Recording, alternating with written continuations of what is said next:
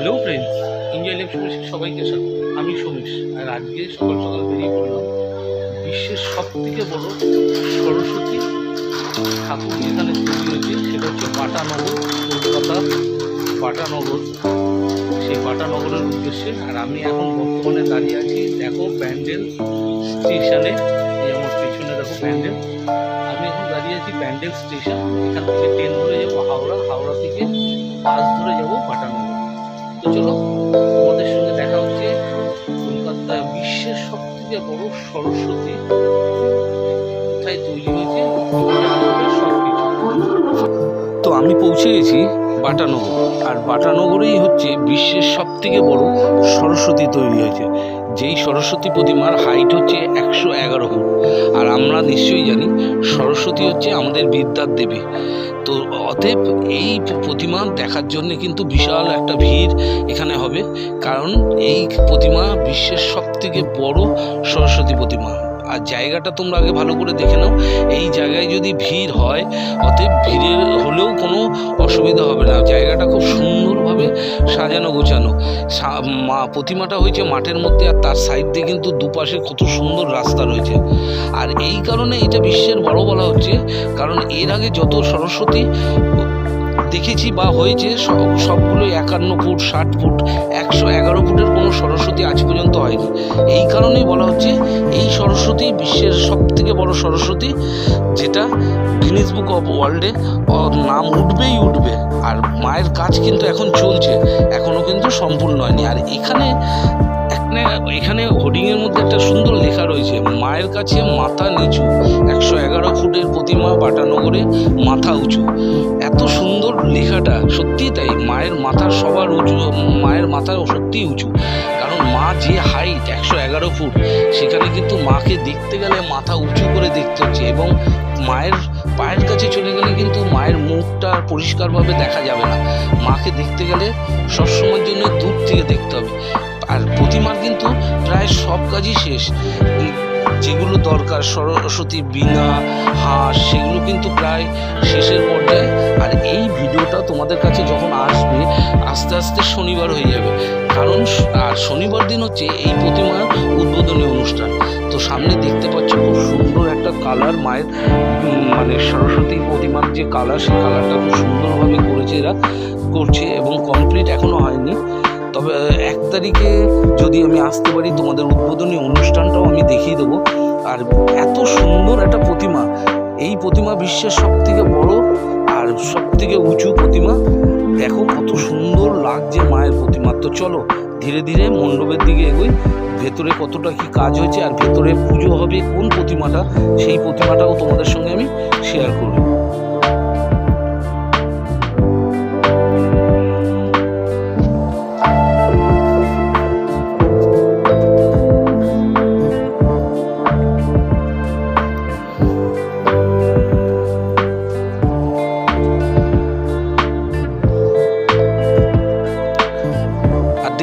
নিচে কিন্তু হাঁসটা তৈরি হয়ে রয়েছে। এই হাঁসটা কিন্তু এখানকার নয়, এটা ভেতরে যাবে। ভেতরের যে প্রতিমা, সেই প্রতিমা, এই যে বাইরের যে প্রতিমা, সেই প্রতিমার হাঁস কিন্তু মায়ের সঙ্গেই রয়েছে। আর জায়গাটা কিন্তু বিশাল বড়। আর মাকে দাঁড় করাবার জন্য কিন্তু বিশাল বড় একটা স্ট্রাকচার তাদের করতে হয়েছে, কারণ এত বড় একটা প্রতিমাকে দাঁড় করাতে গেলে বিশাল বড় স্ট্রাকচার তৈরি করতে হয়।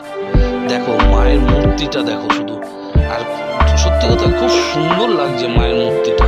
তো চলো এবার যাই ভেতর দিকটা। বাইরে তো তোমাদের দেখিয়ে দিলাম, ভেতরটা কি আছে।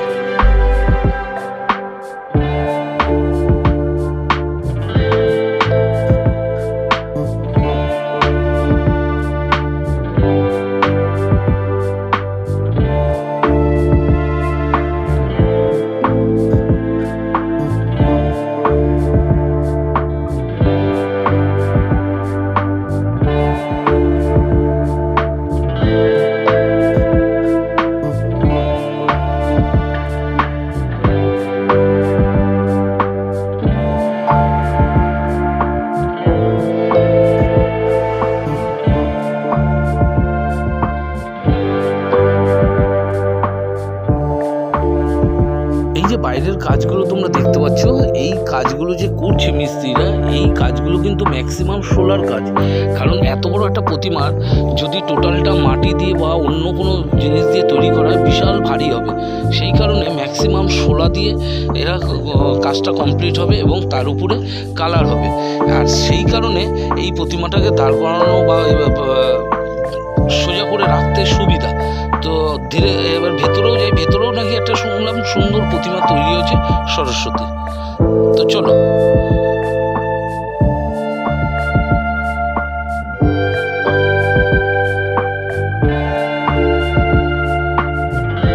তো এই চলে এসছি মণ্ডপের কাছে, যেখানে ভেতরে মানুষ ঢুকবে। এতে কিন্তু একটা জিনিস খুব সুন্দর করেছে, সামনে যে প্রতিমাটা, বড় প্রতিমা 111 ফুটের প্রতিমা, সেই প্রতিমাকে রেখে তার পেছন দিকে কিন্তু গ্যাপ রেখেছে, যেটা মণ্ডপের ভেতরে ঢোকা যায়। এই মণ্ডপের ভেতরেও কিন্তু যেই প্রতিমাটা আছে সেটা কিন্তু পুজো করা হবে। সেই প্রতিমার কাজ এখনও চলছে। তবে যতটুকু এরা বললো যে প্রতিমার কাজ মোটামুটি 1 তারিখের মধ্যে এরা কমপ্লিট করে দেবে, কারণ 1 তারিখে উদ্বোধনী অনুষ্ঠান আছে। দেখো এই প্রতিমার হাঁসটা কিন্তু আমরা বাইরে দেখেছিলাম, এখানেও যে মূর্তিটা আছে খুব সুন্দর। আর এটা হলো পেছন দিকটা, পেছন দিকে দেখো বিশাল বড় কাজ। আর এখানে দেখো কি লেখা রয়েছে, প্রতিমা 111 ফুটের প্রতিমা সরস্বতী বাটানগরে। তো বুঝতেই পারছো।